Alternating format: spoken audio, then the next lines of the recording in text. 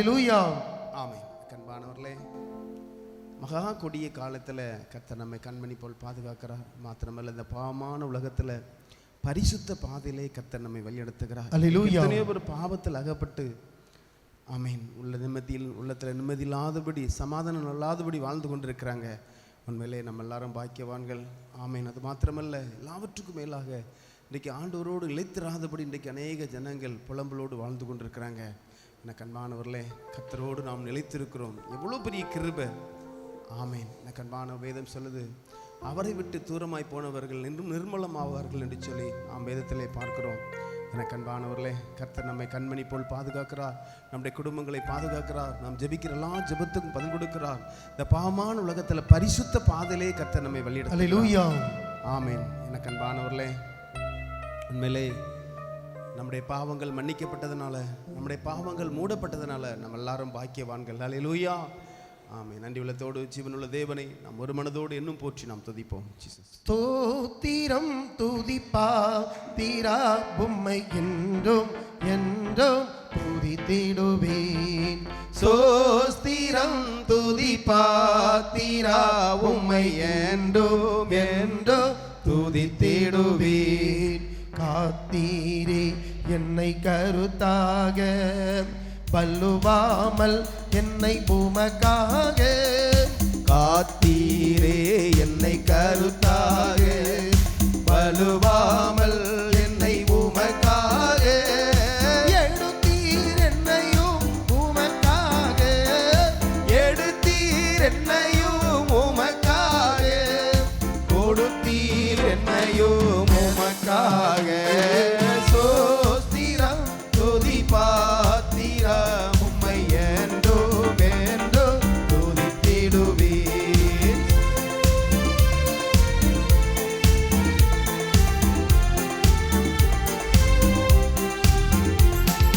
வல்லவான ஞான வினோதா, துதியே துதியே துதித்திடுவேன். சரி சொல்லுங்க. வல்லவான ஞான வினோதா, துதியே துதியே துதித்திடுவேன். எல்லா குறையும் தீர்த்தீரே, எல்லையாவும் தொலைத்தீரே. எல்லா குறையும் தீர்த்தீரே, தொல்லையாவும் தொலைத்தீரே.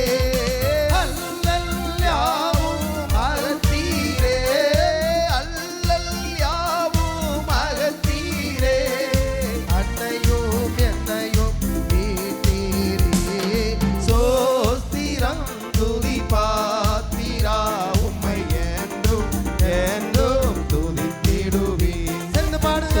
சோஸ்திரம் துதிப்பா தீரா உம்மை என்றும் என்றும் துதித்திடுவேன். நம்பினோரை காக்கும் தேவா, துதியே துதியே துதித்திடுவேன். நம்பினோரை காக்கும் தேவா, துதியே துதியே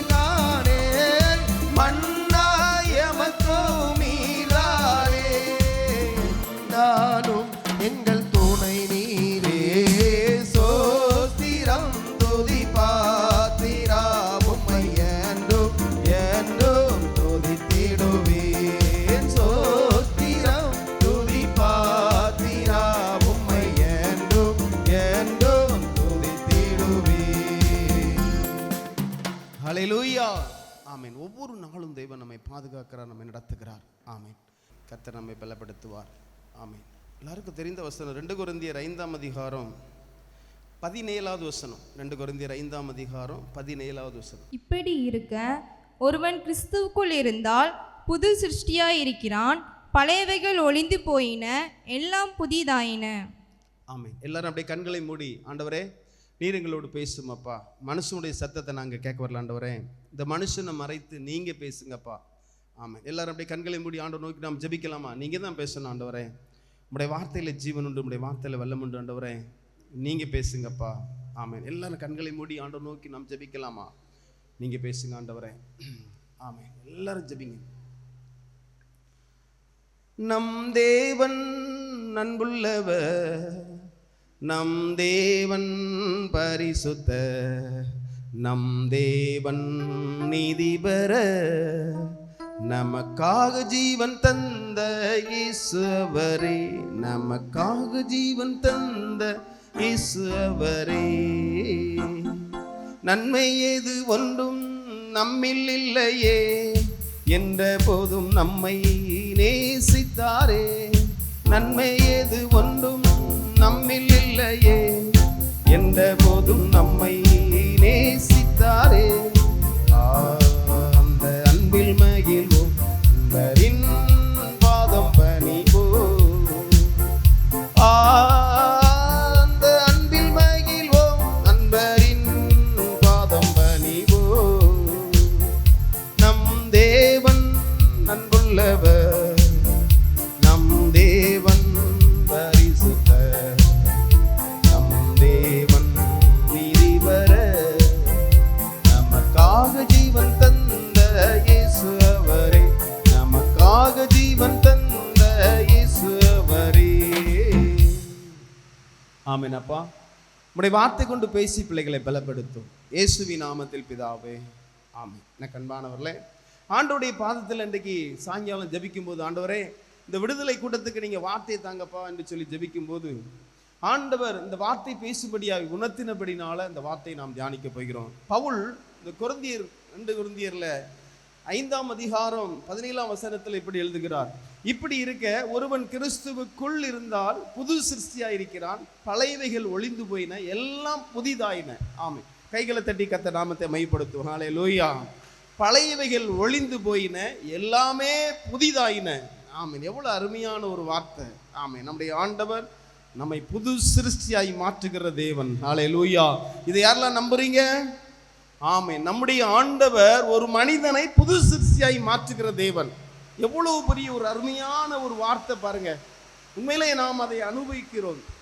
ஆமென். ஒருவன் கிறிஸ்துவுக்குள் இருந்தால் அவன் புது சிருஷ்டியாய் இருக்கிறான், பழையவைகள் ஒளிந்தன, எல்லாம் புதிதாயின. ஆமென். எனக்கு அன்பானவர்களே, உண்மையிலே நாம் எல்லாம் பாக்கியவான்கள். ஏன்னா நீங்க எடுங்க பார்க்கலாம், சங்கீத புஸ்தகம் 32ஆம் அதிகாரத்தில் அதை முதல் 2 வசனத்தை படிமா. சங்கீத புஸ்தகம் 32ஆம் அதிகாரத்தில் முதல் 2 வசனத்தை படி பார்க்கலாம். எவனுடைய மீறுதல் மன்னிக்கப்பட்டதோ, எவனுடைய பாவம் மூடப்பட்டதோ அவன் பாக்கியவான். எவனுடைய அக்கிரமத்தை கர்த்தர் எண்ணாதிருக்கிறாரோ, எவனுடைய ஆவியில் கபடம் இல்லாதிருக்கிறதோ அவன் பாக்கியவான். ஆமென். எவனுடைய மீறுதல் மன்னிக்கப்பட்டதோ, எவனுடைய பாவம் மூடப்பட்டதோ அவன் பாக்கியவான். எவனுடைய அக்கிரமத்தை கர்த்தர் எண்ணாதிருக்கிறாரோ, எவனுடைய ஆவியில் கபடம் இல்லாதிருக்கிறதோ அவன் பாக்கியவான். என்ன கண்பானவர்களே, எவனுடைய மீறுதல் மன்னிக்கப்பட்டதோ, எவனுடைய பாவம் மூடப்பட்டதோ அவன் பாக்கியவான்.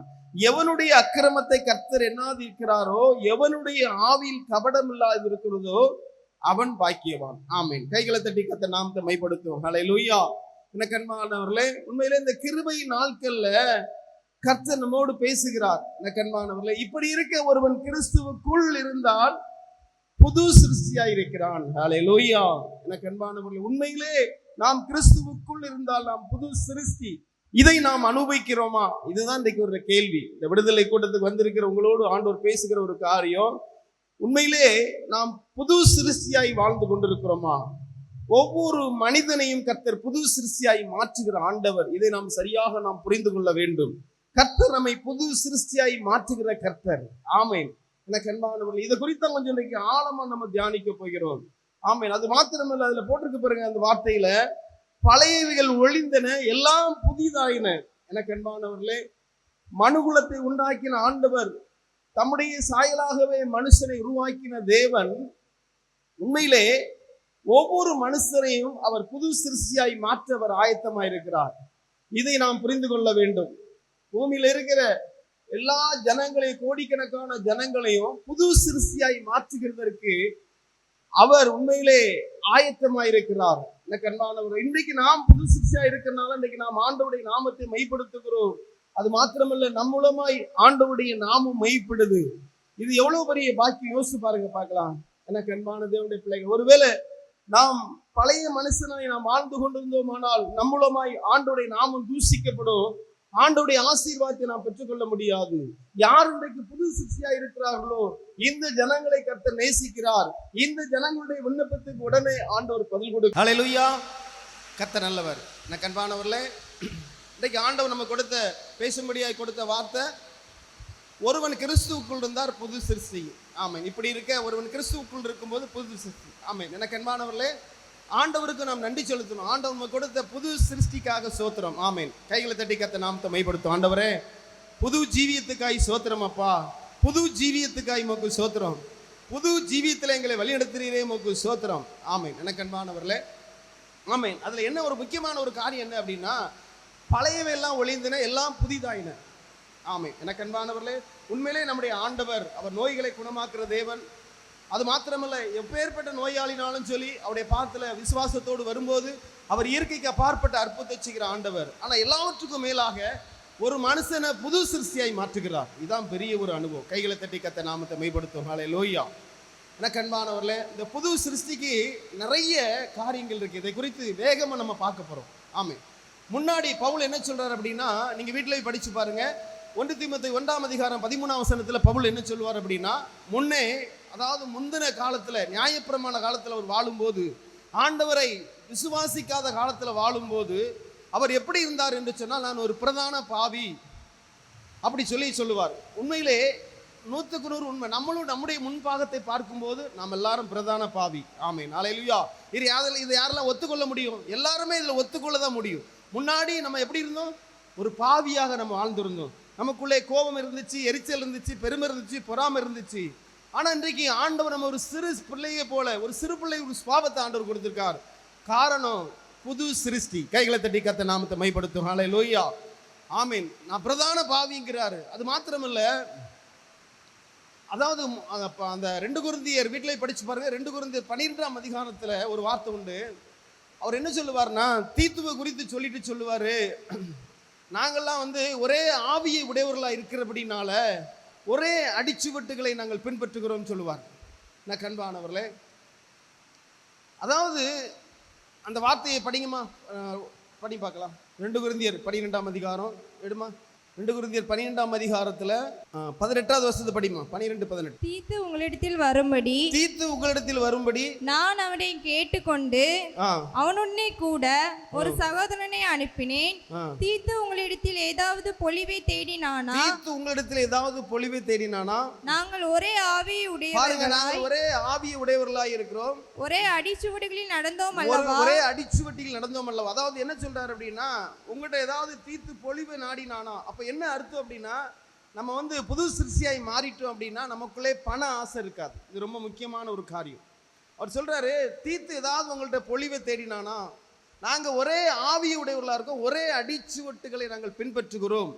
அப்போ ஒரு புது சிருஷ்டி, ஒரு மனுஷன் புது சிருஷ்டினா அவனுடைய ஜீவியம் எப்படி இருக்கும் அப்படின்னா, உண்மையிலே பண ஆசையோட நமக்குள்ளே இருக்காது. இது ரொம்ப முக்கியமான ஒரு, அதனாலதான் அன்றைக்கு சகைவை ஆண்டவர் சந்திக்கும் போது அவனுடைய முன்பாகத்தை பார்க்கும்போது ஒரு பெரிய ஐஸ்வர்யவான், பண ஆசை உள்ளவனா இருந்தவன் ஆண்டவர்கிட்ட சொல்றான், ஆண்டவரே, எனக்கு இருக்கிற எல்லா ஆசீர்வாதத்தையும் நான் ஏழைகளுக்கு கொடுக்கிறேன் என்று சொல்லுகிறான். காரணம் என்ன அப்படின்னா, ஒருவன் கிறிஸ்துவுக்குள் இருந்தான்னா இது ஒரு அடையாளம். நமக்குள்ளே அதாவது உலக ஆசையோ உலக காரியமோ நமக்கு ஒரு பொருட்டா இருக்காது. பவுல் சொல்வார்ல, லாபமான அனைத்தையும் நான் நஷ்டம் என்று நினைக்கிறேன் என்று சொல்லுவார். இது புது சிருஷ்டிக்கு ஒரு அடையாளம். எனக்கு அன்பானவர்களே, உண்மையிலேயே நம்ம உலகத்தில் வாழ்ந்து கொண்டிருக்கோம். நமக்கு பணம் தேவைதான். ஆனால் பண ஆசை எல்லா தீமைக்கு அது வேறா இருக்கிறது. அவர் சொல்றாரு, தீத்து ஏதாவது பொழிவை உங்களிடத்துல தேடினானா? எனக்கு அன்பானவர்களே, நல்ல கவனமா கேளுங்க. புது சிருஷ்டியினுடைய அனுபவம் நிறைய காரியங்கள் இருக்கு. அது பேசிக்கிட்டே இருக்கலாம், நாளைக்கு வரைக்கும் நம்ம பேசலாம். அதாவது இன்னும் நீங்க பாத்துங்க, தீத்துல 3ஆம் அதிகாரம் 3ஆம் வசனத்தை நான் படிக்கிறேன், கவனமா கேளுங்க. அருமையான ஒரு வார்த்தை பாருங்க அதுல.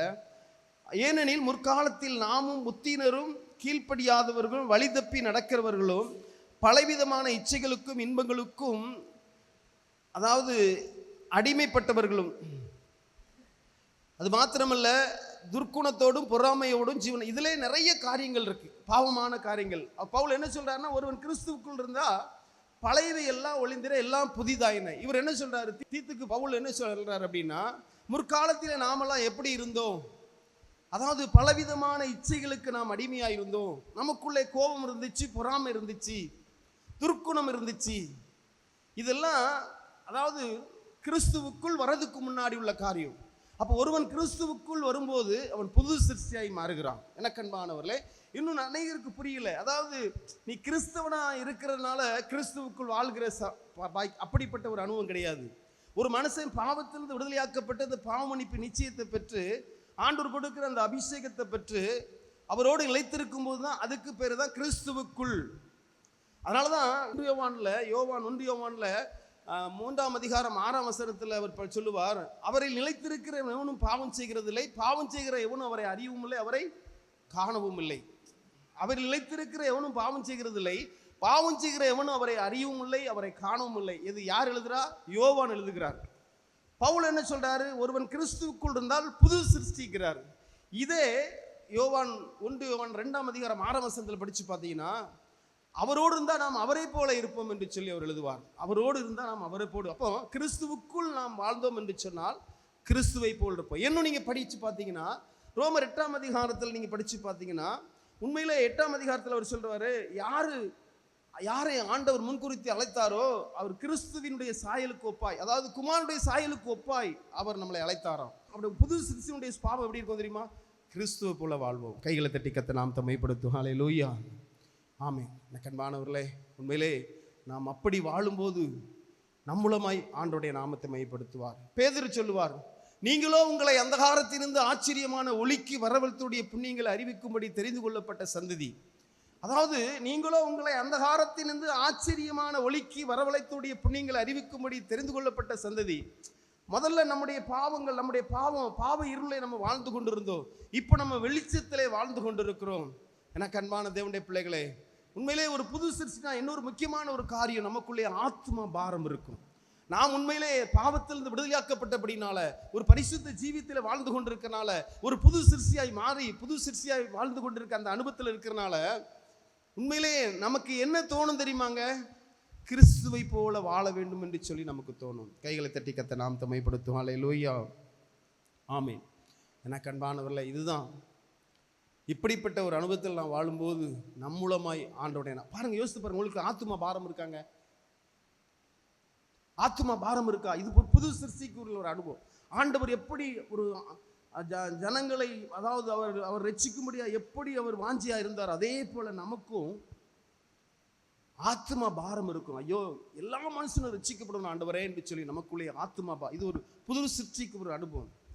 நமக்குள்ளே சுயநலம் இருக்காது, பலவிதமான இச்சைகளுக்கு நாம் அடிமைப்பட மாட்டோம். அது மாத்திரமல்ல, நமக்குள்ளே பண ஆசை இருக்காது. இன்னும் நிறைய நம்ம சொல்லிட்டு போகலாம். முன்பாக நமக்குள்ளே விசுவாசம் இல்லை, ஆனால் இப்போ விசுவாசம் இருக்கு. கைகளை தட்டி கத்த நாம் தம்மைப்படுத்தும். அந்த விசுவாசத்தினாலே நாம் ஜெபித்து எவ்வளோ ஆசீர்வாதத்தை பார்க்கிறோம். இதுவும் புது சிருஷ்டி தான். யோசித்து பாருங்க, பார்க்கலாம். மனுகுலத்தை உண்டாக்கின ஆண்டவர், அவர் தான் மனுகுலத்தை புது சிருஷ்டியாய் மாற்ற முடியும். அப்போ நம்மெல்லாம் எவ்வளோ ஒரு பாக்கியவான்கள். யோசித்து பாருங்க, பார்க்கலாம். ஆமென். இன்றைக்கி கிறிஸ்துவை கோடிக்கணக்கான ஜனங்கள் தொழுது கொள்றாங்கன்னா காரணம் என்ன அப்படின்னா, அவர் தான் உலகத்தை உண்டாக்கின ஆண்டவர், அவர் தான் மனுகுலத்தை உருவாக்கின தேவன், அவர் தான் பூமியில வந்து ஒரு சொட்டு ரத்தம் இல்லாதபடி ரத்தத்தை சிந்தி அவர் மரித்து உயிர்த்தெழுந்த ஆண்டவர். அதனால தான் அவரை குறித்து பேதுரு சொல்லும்போது, வானத்துக்கும் பூமிக்கும் மனுஷனுக்குள்ளே ரட்சிக்கும்படி இயேசு கிறிஸ்துவின் நாமம் அல்லாமல் வேற நாமம் அல்ல. ஒரு மனிதன் பாவத்திலிருந்து விடுதலை பெற வேண்டும், ஒரு மனுஷன் நிம்மதியாக வாழ வேண்டும், ஒரு மனுஷனுக்கு ஜீவன் வேண்டும் என்று சொன்னால் அது கிறிஸ்து மாத்திரமே. கைகளை தட்டி கத்த நாம் தம்மைப்படுத்தும். இன்னைக்கு நாம் கிறிஸ்துவுக்குள் வாழ்கிறனால நம்ம எல்லாரும் பாக்கியவான்கள். ஆமீன். எனக்கு அன்பானவர்களே, உங்களுடைய அனுபவம் எப்படி இருக்கு யோசித்து பாருங்க, பார்க்கலாம். கிறிஸ்துவனாய் வாழ்கிறது இல்லை, கிறிஸ்துவுக்குள் வாழ்கிறது. கிறிஸ்துவுக்குள் வாழ்கிறது. இதுக்கு அனுபவம் உங்களுக்கு நல்லா புரிஞ்சிடுங்க. ஆண்டவர் என்னுடைய பாவத்துக்காக, என்னுடைய அக்கிரமத்துக்காக பூமியிலே வந்து ஒரு சொட்டு ரத்தம் இல்லாதபடி எனக்காக ரத்தத்தை சிந்தினார். அதை விசுவாசித்து, ஆண்டவரே என்னுடைய பாவத்துக்காக, என்னுடைய அக்கிரமத்துக்காக நீர் மனிதனாய் பூமியிலே வந்து எனக்காக ரத்தத்தை சிந்தினீங்கப்பா, இனி நான் பாவம் செய்ய மாட்டேன், ஆண்டவரே என்னை பரிசுத்தப்படுத்துங்கப்பா, இனி எந்த பாவம் நான் செய்ய மாட்டேன், என்னுடைய பாவத்தெல்லாம் மன்னிங்கப்பா என்று சொல்லி அந்த பாவ மன்னிப்பு நிச்சயத்தை பெற்றுக்கொண்டு உடனே அவர் தம்முடைய ஆவியினாலே நம்மளை அபிஷேகம் பண்ணுகிறார். அந்த பரிசுத்த ஆவியானவர் நம்மோடு இருந்து அவர் நம்மை வழிநடத்துகிறார். அவர் நமக்குள்ளே வாசம் பண்ணுகிறார். திரும்ப அவரோடு நாம் நிலைத்திருக்கிறதாம் வேத தியானம், ஜெப ஜீவியம், ஆவிக்குரிய அனுபவத்தில் நாம் வாழும்போது நாம் கிறிஸ்துவுக்குள் வாழ்ந்து கொண்டிருக்கிறோம். கைகளை தட்டி கத்த நாம் தம்மைப்படுத்துவோம். ஹல்லேலூயா. நாம் இப்படி வாழ்ந்து கொண்டிருக்கிறோம். ஆமாம். அப்போ நம்ம எல்லாரும் யாரு சொல்லுங்க பார்க்கலாம், கைகளை உயர்த்தி. புது சிருஷ்டி சொல்லுங்க. பிசாசு வெக்கப்பட்டு ஓடிடுவான். ஆண்டவர் என்னை புது சிருஷ்டியாய் மாற்றினார். இயேசு கிறிஸ்து என்னை புது சிருஷ்டியாய் மாற்றினார். இயேசு கிறிஸ்து என்னை ஒரு புது சிருஷ்டியாய் மாற்றினார். ஒரு சிறு பிள்ளையை போல் நான் வாழ்ந்து கொண்டிருக்கிறேன். கிறிஸ்துவின் சாயலை நான் வாழ்ந்து கொண்டிருக்கிறேன். இயேசு கிறிஸ்து என்னை ஒரு புது சிருஷ்டியாய் மாற்றினார். ஆமென். ஹல்லேலூயா. எல்லாரும் எழுந்து நிற்கலாமா தேவ சமூகத்தில்? எனது தலைவன் இயேசுராஜன் மார்பில் சாய்ந்து சாய்ந்து மகிழ்ந்து மகிழ்ந்திருப்பேன். எனது தலைவன் இயேசுராஜன் மார்பில் சாய்ந்து சாய்ந்து மகிழ்ந்து மகிழ்ந்திருப்பேன். இதய தீபம் எனது தெய்வம், இரக்கத்தின் சிகரம். இதய தீபம் எனது தெய்வம், இரக்கத்தின் சிகரம். பார்த்து பார்த்து ரசித்து ருசித்து, பார்த்து பார்த்து ரசித்து ருசித்து பரவசம் அடைவே, பரவசம் அடைவே. எனது தலைவர் இயேசுராஜன் மார்பில் சாய்ந்து சாய்ந்து மகிழ்ந்து மகிழ்ந்திருப்பேன்.